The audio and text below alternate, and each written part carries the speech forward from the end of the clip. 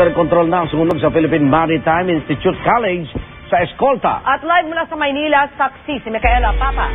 Micaela, Vicky Igan, kadedeklara nga lang na under control ang sunog na tumupok sa ikalawa at ikatlong palapag ng Philippine Maritime Institute Colleges o PMI Colleges sa Burke Street, Binondo, Manila.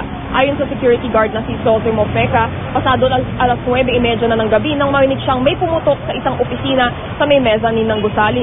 Ayon naman kay Manila Fire Chief Bonifacio Carta, 9:49 p.m. nang magdeklara ng first alarm at 10:05 ay diretsong iniakyat na nila ito sa third alarm upang mabilis na makapagpadala ng dagdag na fire truck sa lugar.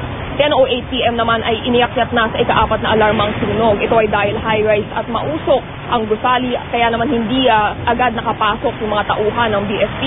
Naideklara na ang under control ang sunog pasado alas 11 ng gabi.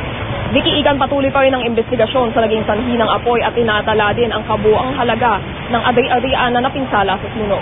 Live mula sa Manila, ako si Micaela Papa, ang inyong saksi.